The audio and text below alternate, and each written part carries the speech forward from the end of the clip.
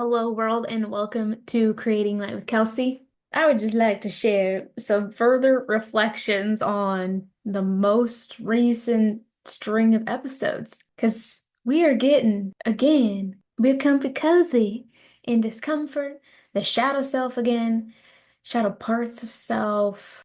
And what has come to mind was that a year or two ago, something like that, I received a Reiki healing from someone. I had never met them before. And I only did it because I was volunteering at an event and they were one of the vendors there. And they were offering a free healing. So I was like, yeah, why not? And the thing that she said that stuck out to me that keeps making more and more sense. I love when this shit happens. So it's like when someone says something to you of anything that if you're like paying for a service, and any type of guide or intuitive psychic, and they say things that doesn't resonate immediately, don't just write it off. Just be patient. Just be patient, because maybe it's something that will never mean anything. But a lot of times it's something that lands later. It's like the person that relays the message is planting the seed, and then it's for you to know at a later date for it to quote unquote make sense or the dots connect. And what she told me was that my team was telling her to remember who I am. She's like, yeah, you need to, well, the biggest message that I'm getting for you is to remember who you are. And when I received that message, I was aware, mentally aware that my ego was present. And I told her that. I was like, well, I feel a little triggered by that statement, and my ego is here to tell you that I'm pretty sure I remember who the fuck I am, but thank you. Oh, we love it. We love when the human does human things. And now, years later, and we're back here on the podcast, sharing the life and no longer hiding. I am understanding what she means by that and what that phrase means overall. Understanding on a deeper level that we can't ever truly know who we are if we don't have a relationship with our darkness. If we're not even in intentional practice of having a relationship with all of us, our internal world, all parts of self, but especially the shadows, the darkness. If we don't have contact with that, then we will never know who we are. Because when I stopped sharing my story and going against my soul's purpose, part of my soul's purpose, I did forget. I did forget who I was because I lost contact with those shadow aspects of self. I was not as close to my darkness as I once was. And as I'm revealing those parts of my story again, it's coming back of like, I did forget. I forgot who I was. I forgot what I did and how, and in the way of like, of what got me here today. And kind of pushing that aside of like, well, that's not who I am anymore, and I'm different now. But in a way of just like forgetting and taking for granted of who I was and who I had to be to be here now. When I neglect and reject those shadow aspects of self, it's only a matter of time before the space increases between like that and my soul and my authentic self. And then I start forgetting who I am because our shadows are us. They are equally us. And so for me, the one who lived in darkness is also the same person that showed me where my power was, where it was hiding in the darkness. But I never would have had access to that power if I wouldn't have descended into my body and into my feelings and into the darkness. You don't get to just skip steps and embody your power and your true essence without doing that type of deep internal work of facing yourself, really facing yourself.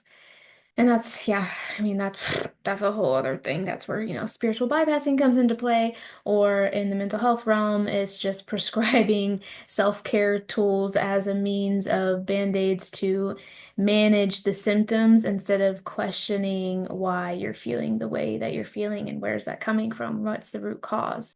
Because if all we're doing is patching up how the pain is surfacing, then we're living in life of that, of like that avoidance and that chasing and that distraction and running away from who we truly are. And the thing that I've been sharing on recent episodes too is, reconnecting with the victim part of self. And one of the things that she keeps vocalizing is like, I was something else before I was a victim, which reminds me of that duality and the paradox that lives within all of us and all feelings too, is it's never just one thing, right? So for her reminding me, like if you're neglecting me as the victim now, which is something that was an outside factor that happened to what I was a victim of, then we don't ever also get to get access to who you were before the victim or who the victim was before she became a victim. Again, and that's that power that we're going down and deep and through to also have access to what's the medicine that lies behind it, lies within this shadow. But if you're constantly neglecting it and not taking care of its needs, that space in between is very great. So yeah, if I just, as we're out here in real time and all the layers of that, it's like, wow, I did that. I did forget who I was. I did neglect myself all over again. I did try to pretend that those past experiences weren't of me anymore. And as a byproduct, slowly but surely over those like couple years where that was happening, I forgot who I was, which turned into yeah, the whole never fails. How you do one thing is how you do everything is how work then I was having an identity crisis all around of like, who am I? What do I do? How am I supposed to show up? I feel like the way that I'm showing up and helping people is not what I need to be doing anymore, or I need to shift, or maybe I need to completely let this go and do something different. Um, or let me just like start from scratch and start over. And also let me like run away from the life that I was living. Hmm. Yeah. Oh my God.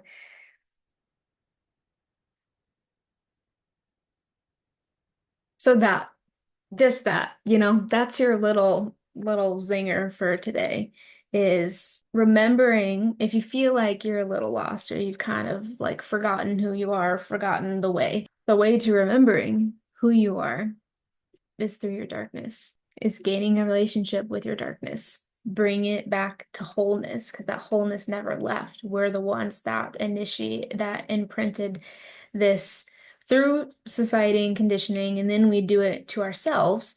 Because that's the big game, right? Of like, how about you condition the people to condition themselves so then you don't have to work as hard in keeping the separation alive? Ain't that some shit? Uh, so breaking that conditioning of like remembering one, where we're always whole, we are never broken. It's coming back to that remembrance and then remembering that and remembering who we are.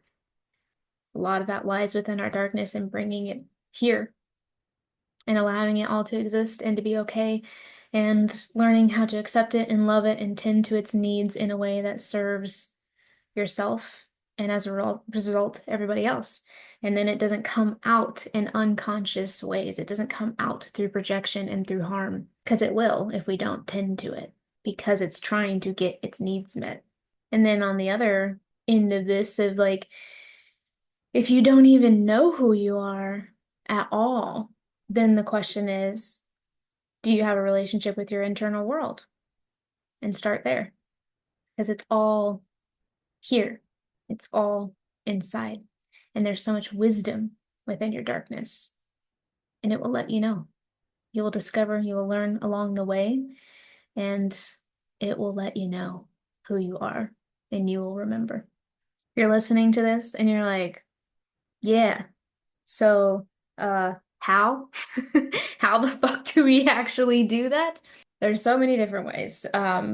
The ways that I work with people and how I teach them is really through the different practices of journaling, parts work, dream work, somatic movement, dance, expressive art. I really blend all of those together and they're in different capacities. So it's whatever calls to you. You can check out the show notes. If you get on my email list, you can get 2 somatic classes for free. And if you would like to look at somatic classes in general and doing stuff on your own time, I have so many different class replays. And those will like cycle through on like different energetic themes. Um, and that just helps you gain a relationship with your body and your feelings and all of you, pleasant and unpleasant. And you can also work with me one-on-one. Those are all options. I live in Florida, so I have contracting out of a private practice in Florida, so that is an option of in person, but I am also available to see people virtual if you do not live in the state of Florida. So check all that out. If any of that speaks to you, or if you're like, you listen to what I speak of and it resonates, and you'd like to learn how to do something about it, and you'd like to learn how to gain a relationship with your darkness, I can help you with that. Just check it out, whatever calls to you. But thank you for being here.